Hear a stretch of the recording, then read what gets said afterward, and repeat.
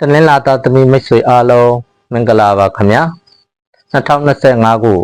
အောက်တိုဘာလအတွက်တလစာဟောသရမ်းကိုဟောကြားပေးမှာဖြစ်ပါတယ်ဒီကာလမှာမိမိတနင်္လာသားသမီးတွေအနေနဲ့စိတ်လည်းပင်ပန်းရတတ်တယ်လို့လူလည်းပင်ပန်းရတတ်တဲ့ကာလဖြစ်ပါတယ်မိမိပင်ပန်းသလောက်မိမိကအကျိုးမခံစားတတ်သေးတဲ့ကာလလို့ပြောရမှာဖြစ်ပါတယ်ခင်ဗျာအထူးသဖြင့်ငွေကြေးနဲ့ပတ်သက်လို့ရှိရင်ကံတတအញ្ញံခိုက်တွေကြုံတွေ့ရတတ်ပါတယ်ကိုယ်ကရစရာရှိတာမရတာပေးစရာရှိတာမပေးနိုင်တာရစရာပေးစရာစည်ရင်နေရှုပ်တာနောက်ပြီးတော့မိမိရဲ့အလုပ်မှာငွေမြုပ်နေတာမျိုးတွေထူးထူးခြားခြားဖြစ်တတ်တဲ့ကာလဖြစ်ပါတယ်ဒါကြောင့်ငွေကြေးနဲ့ပတ်သက်ပြီးတော့စွန့်စားရတဲ့အလုပ်တွေဒီကာလမှာမလုပ်တာတော့အကောင်းဆုံးဖြစ်ပါလိမ့်မယ်ခင်ဗျာဒါပေမဲ့ဒီကာလမှာနိုင်ငံရေးခြားနဲ့ပတ်သက်တဲ့အလုပ်မျိုးတွေထူးထူးခြားခြားကံကောင်းတတ်ပါတယ်အထူးသဖြင့်နိုင်ငံရေးခြားထွက်ဖို့စီစဉ်နေတဲ့သူတွေဆိုရင်တော့ဒီကာလမှာအထူးကြိုးစားတဲ့ကာလပဲဖြစ်ပါတယ်အထူးသဖြင့်ရက်ဝေးနိုင်ငံခြားနဲ့ပတ်သက်တဲ့အလုပ်တွေထူးထူးခြားခြားကံကောင်းအောင်မြင်နိုင်ပါတယ်ခင်ဗျာနောက်ပြီးတော့ရက်ဝေးကမိမိထက်အသက်အဖြစ်ကြီးတဲ့သူဂုဏ်အဖြစ်ကြီးတဲ့သူအထက်လူကြီးအကြီးအကဲစတာတွေရဲ့အကူအညီပေးမှုတွေပံ့ပိုးပေးမှုတွေရရှိလာနိုင်တဲ့ကာလဖြစ်ပါတယ်လူမျိုးကြားဘာသာကြားစတာတွေရဲ့အကူအညီပေးမှုတွေလည်းရရှိတတ်ပါတယ်ခင်ဗျာနောက်အဖို့တန်တဲ့လျှက်စစ်ပစ္စည်းတွေခန္ဓာကိုယ်ထက်ပိုင်းမှာဝတ်တဲ့အဖို့တန်ဝတ်အစားတွေထိအိုးထုတ်စတာတွေထူးထူးခြားခြားဝင်လာနိုင်ပါလိမ့်မယ်တတိပြုဝမှာက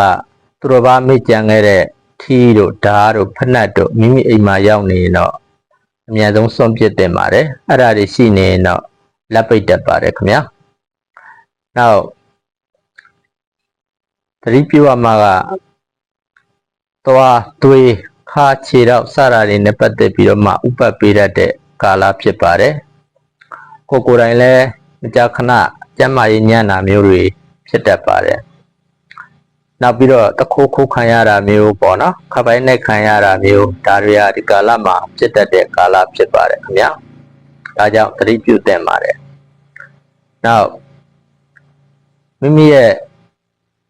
အိမ်ဦးကံဖျားကံစတာတွေမှာပလင်းအဟောင်းတွေပေါ့နော်ဖလားအဟောင်းတွေဒါမျိုးတွေရောက်နေတာမျိုးရှိနေတတ်ပါတယ်အဲ့ဒါတွေရှိရင်တော့အများဆုံးနေရာဖယ်ပေးလိုက်တာပိုပြီးကောင်းပါတယ်အဲ့ဒါတွေရှိနေရင်တော့မိမိအနေနဲ့လက်ပိတ်တာလှုပ်တိုင်းကိုင်းနေမဖြစ်ထွန်းတာတွေကြုံနေရတတ်ပါတယ်ခင်ဗျာ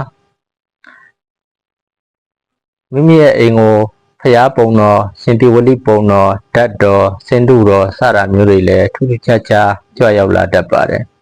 အဲ့ဒါလိုကြွလာတယ်ဆိုရင်တော့အင်မတန်ကံကောင်းတဲ့နမိတ်ဖြစ်ပါတယ်ခင်ဗျာ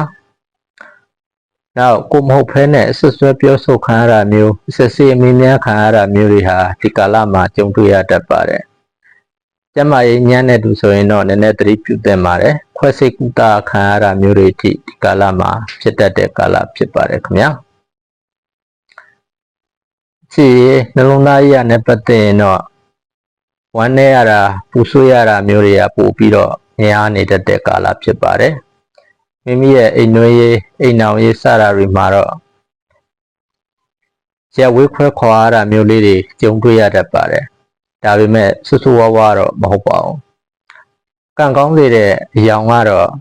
နဲ့အနဲ့ရောင်နဲ့ပြာရောင်ခရမ်းရောင်စတာတွေဖြစ်ပါတယ်အကျိုးပေးတဲ့ကဏ္ဍကတော့လေးကဏ္ဍခုံကဏ္ဍဖြစ်ပါတယ်ခင်ဗျာဒီကာလမှာအញ្ញံခိုက်ပြေပြောက်ပြီးတော့ကောင်းကျိုးချမ်းသာတွေရရှိလာစေဖို့အတွက်စနေနေ့မနေ့စောစောမှာမိမိရဲ့အိမ်ဖျားမှာပေါမုံထောဘတ်တို့ခုနှစ်ချက်ကတ်လူပူဇော်ပြီးတော့မှတောင်းရပါတယ်ခင်ဗျာ